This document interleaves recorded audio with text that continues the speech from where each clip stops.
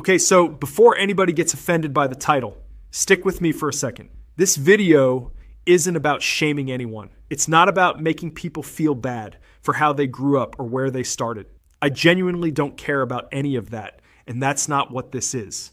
What this is an honest look at the spending patterns that keep people stuck, the purchases and habits that feel completely normal in the moment, but are quietly doing real damage to your financial future over time. And the reason I framed it the way I did is because these patterns are genuinely different between people who build wealth and people who, not always, not in every case, but consistently enough that it's worth talking about honestly. Because here's the thing, nobody accidentally becomes wealthy, and nobody accidentally stays broke either. It's a series of small decisions made over and over again that compound in one direction or the other over years and decades. So let's talk about the decisions, all 30 of them. This is probably the biggest one, and I want to spend a real minute on it because people get genuinely defensive about this one. The average new car payment in America right now is somewhere around $700 a month. $700 every single month for something that started losing value the second you drove it off the lot. A new car loses somewhere between 15 and 25% of its value in the first year. You are literally paying a premium to own something that is aggressively becoming worth less every single day. And look, I get it. New cars are nice. They smell good.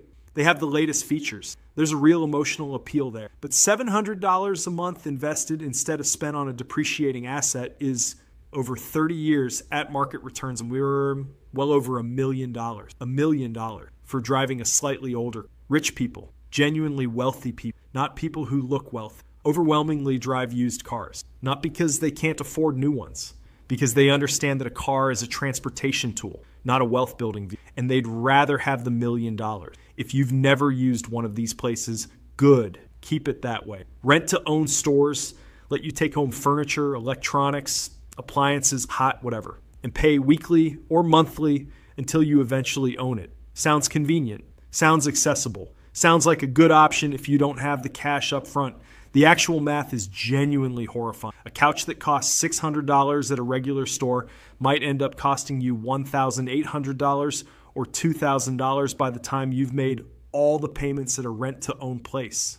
You're paying 2 to 3 times the actual value of the item for the privilege of taking it home today. It is one of the most expensive ways to acquire anything, and it's disproportionately marketed to people who are already struggling financially, which makes it one of the most predatory business models in retail. Save up and buy it outright, or buy it used, or honestly just wait. But rent to own will quietly rob you every single time. I know everyone knows the lottery is a bad investment, but Americans spend roughly $100 billion on lottery tickets every year. So clearly the knowing isn't translating into the doing. The expected return on a lottery ticket is somewhere around 50 cents for every dollar spent, meaning on average for every dollar you put in, you get 50 cents back. That is a guaranteed 50% loss on average. There is no investment on earth, not even the worst one, that consistently loses money at that rate. And the cruelest part of the lottery is that it's most heavily purchased by people in lower income brackets who can least afford to throw money away. It's essentially a tax on people who didn't learn the math. Stores love selling these. They push them hard because the margins are incredible for them. You buy a $400 TV and they want to sell you an $80 extended warranty on top of it. Here's the reality. Extended warranties are almost never worth the cost. The math consistently shows that people spend far more on warranties over their lifetime than they ever collect from them. The products either don't break during the warranty period or the warranty has enough exclusions that the specific thing that broke isn't covered anyway. The better strategy is to just self-insure. Build up that emergency fund we talked about, and when something breaks, you fix it or replace it. You'll come out ahead over time in almost every scenario. This one makes my stomach hurt, honestly. Payday loans are short-term loans, usually a few $100s that you're supposed to pay back on your next payday. They're marketed as quick, easy cash when you're in a tight spot.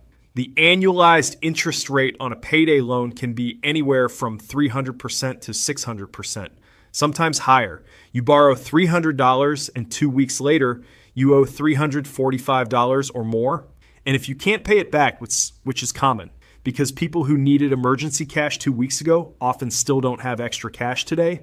The loan rolls over and the fees compound. It is a debt trap specifically designed for people in desperate situations, and it has ruined the financial lives of millions of people who just needed a few $100s at the wrong moment. If you're ever in a situation where a payday loan feels like the only option, please look for alternatives first.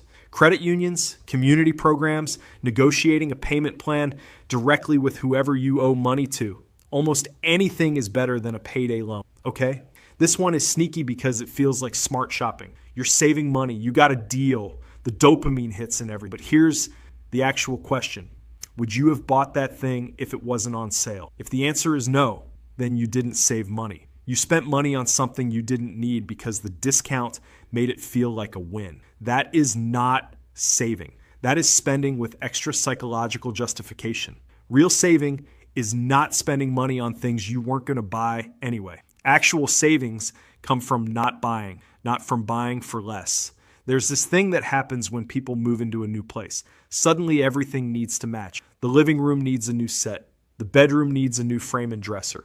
The kitchen needs new everything. And furniture stores are very good at making you feel like this is necessary and normal. It is not necessary, and it is incredibly expensive. The people quietly building real wealth are the ones furnishing their apartments from Facebook Marketplace and thrift stores and accepting hand-me-downs from family and not caring even slightly that the couch didn't come from a showroom because they know the couch doesn't compound. Their investments do. This one is less dramatic than payday loans, but it affects more people. The average American has somewhere around $200 to $300 worth of subscription charges hitting their accounts every month. Streaming services, app subscriptions, gym memberships they haven't used since January, monthly boxes of stuff they kind of forgot they signed up for, free trials that became paid plans. None of these individually are catastrophic, but together they're quietly draining hundreds of dollars a month from people who aren't paying close enough attention to notice.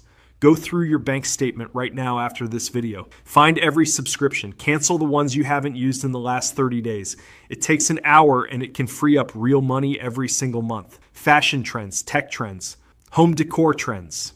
Whatever the algorithm is pushing this month, there's always going to be a new thing, a new phone, a new sneaker, a new aesthetic that makes everything you currently own look dated. And if you chase every trend, you will spend your entire life handing your money to companies whose entire business model depends on making you feel like what you have isn't enough. And the people building wealth are not the ones with the latest everything. They're the ones who figured out what they actually need, bought that, and stopped chasing everything else. We touched on this with cars, but it goes way beyond cars. Financing a TV, financing a couch, financing a phone, financing a vacation, financing anything that loses value the second you have it, while paying interest on top of the purchase price, is one of the most reliable ways to ensure that everything you own costs you more than it should and leaves you with less money than you started with. If you can't afford to buy it outright, the honest answer is usually just that